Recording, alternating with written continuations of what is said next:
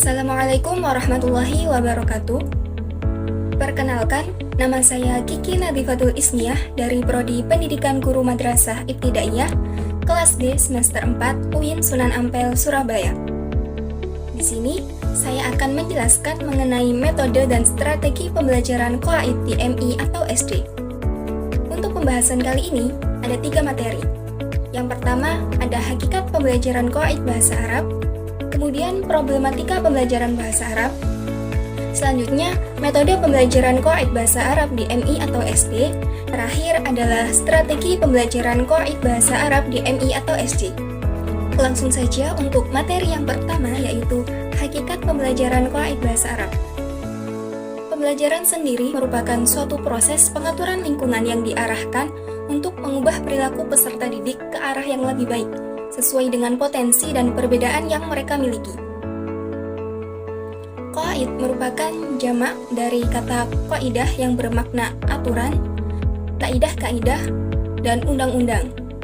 Secara etimologis, qawaid atau gramatika adalah dasar, pedoman, asas, dan peraturan. Sedangkan pengertian qawaid secara terminologis adalah sebuah dasar pemikiran umum yang bersesuaian dengan seluruh bagian-bagiannya. Sehingga dapat diartikan bahwa qawaid merupakan aturan-aturan atau kaidah-kaidah yang terdapat dalam menyusun kalimat bahasa Arab, di mana ilmu nahwu dan shorof merupakan cabang dari ilmu qawaid. Dengan demikian, pembelajaran Qawaid merupakan proses interaksi antara peserta didik dengan lingkungannya dalam hal materi Qawaid, sehingga terjadi perubahan perilaku peserta didik, di mana mereka dapat memahami, mengerti, dan menguasai Qawaid, dan diharapkan mereka mampu berkomunikasi dengan menggunakan bahasa Arab dengan baik dan benar, baik secara lisan maupun tulisan. Pembelajaran Qawaid memiliki beberapa tujuan, antara lain, tujuan utama dari pembelajaran ilmu nahwu adalah untuk mencegah ucapan dari kesalahan, menjaga tulisan dari kekeliruan, membiasakan berbahasa dengan benar. Tujuan selanjutnya yaitu membiasakan siswa memiliki kekuasaan dalam memperhatikan cara berpikir yang logis dan teratur. Kemudian, membantu memahami perkataan secara benar dengan mengerti makna dengan tepat dan cepat. Lalu menajamkan akal, mengasah perasaan, menambah pembendaharaan kosakata bagi para peserta didik. Dan supaya peserta didik memperoleh kemampuan memperagakan kaidah-kaidah nahwu di dalam menggunakan kalimat yang berbeda-beda.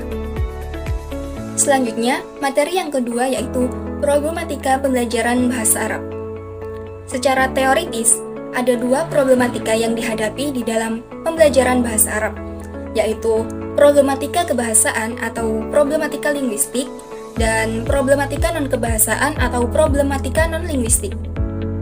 Problematika kebahasaan merupakan permasalahan yang dihadapi oleh peserta didik dan guru yang terkait langsung dengan bahasa. Sedangkan problematika non-kebahasaan merupakan permasalahan yang turut mempengaruhi atau bahkan dapat menggagalkan kesuksesan dalam pembelajaran yang dilakukan. Adapun problematika kebahasaan antara lain, yang pertama adalah problem aswat Arabiyah. Kemudian yang kedua ada problem kosakata atau mufradat. Yang ketiga, problem qawaid dan i'rab. Dan yang keempat adalah problem struktur kalimat atau tarokib.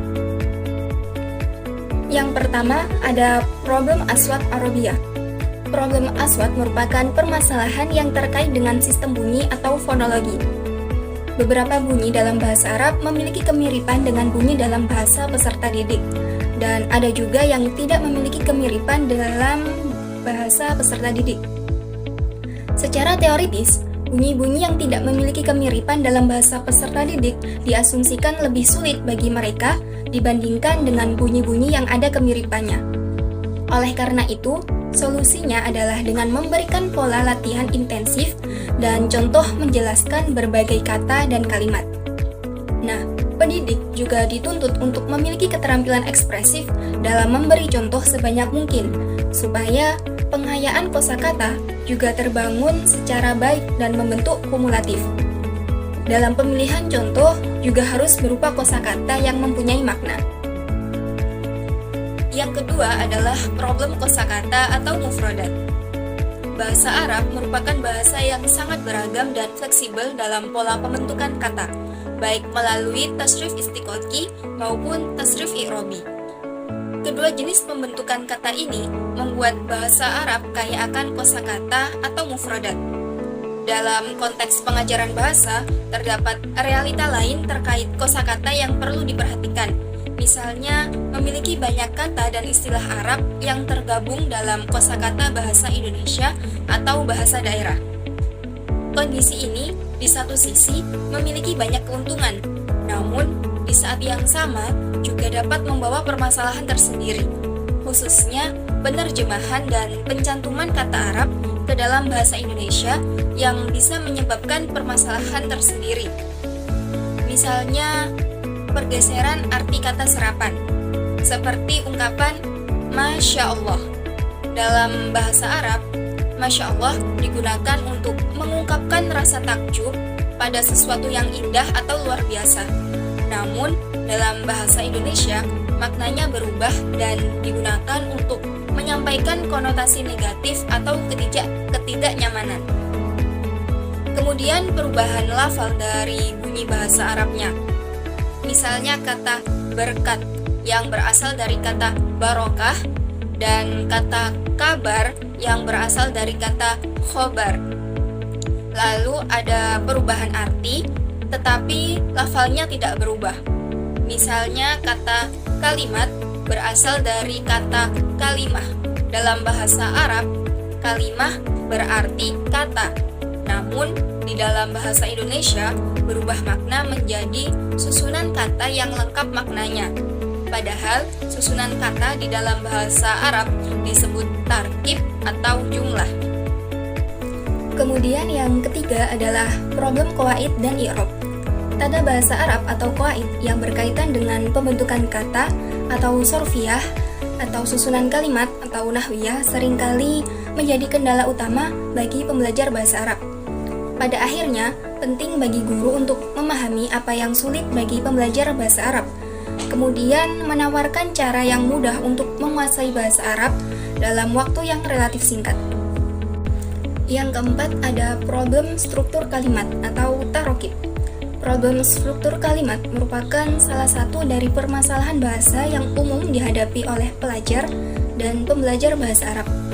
Permasalahan tersebut dapat diatasi dengan memberikan pola kalimat ismiyah dan fi'liyah yang frekuensinya tinggi, dengan bentuk dan model yang beragam, serta melatihnya dengan pola pengembangan yang beragam pula.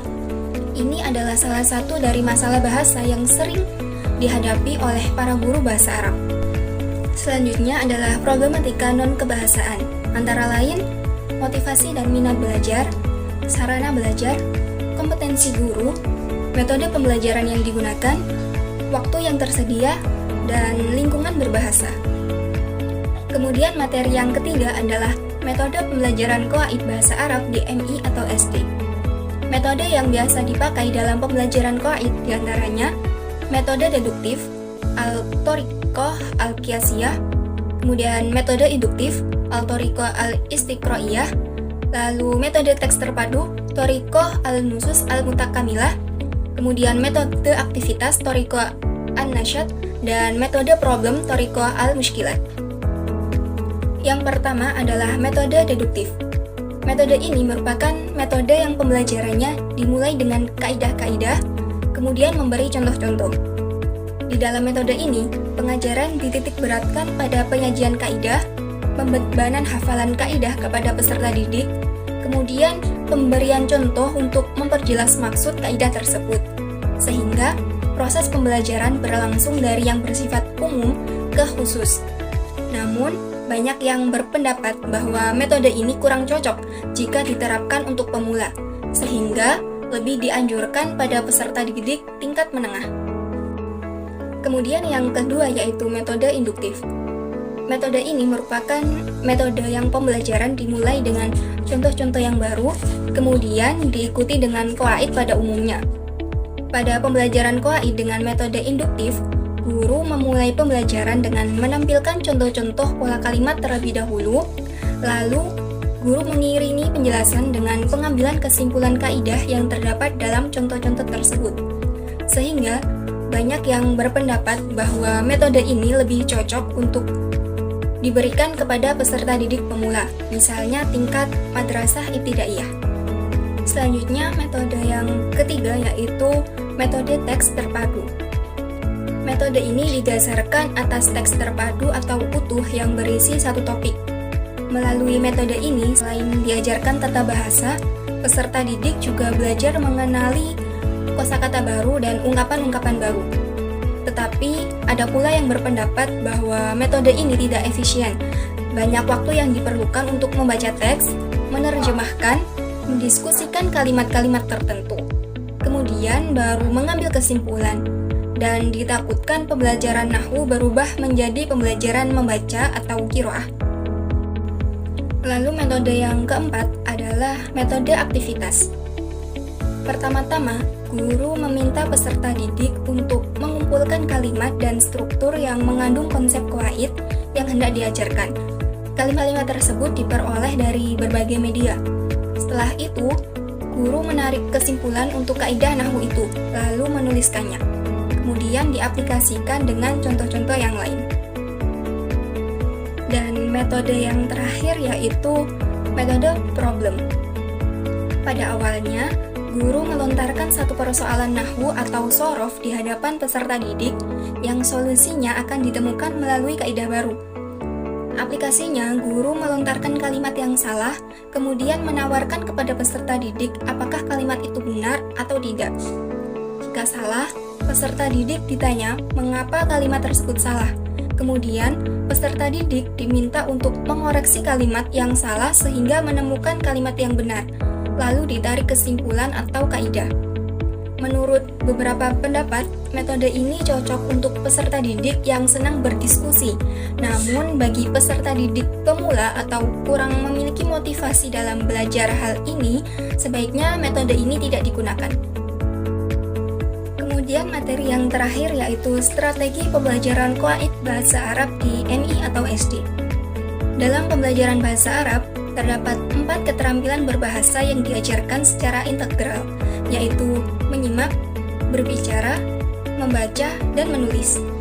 Seorang guru harus mempunyai strategi pembelajaran yang baik untuk sampai pada tujuan yang diinginkan. Namun, pada kenyataannya, para guru kurang memahami strategi pembelajaran, khususnya strategi dalam pembelajaran qawaid, sehingga banyak dari peserta didik yang kurang menguasai tarokib tersebut. Strategi pembelajaran adalah setiap kegiatan atau cara yang dipilih oleh pendidik yang bisa memberikan bantuan supaya proses belajar pada peserta didik menuju tercapainya tujuan pembelajaran. Pada dasarnya, pembelajaran tata bahasa terdiri dari 2 bagian, yaitu pengenalan kaidah-kaidah bahasa, nahwu dan sorof, dan pemberian latihan.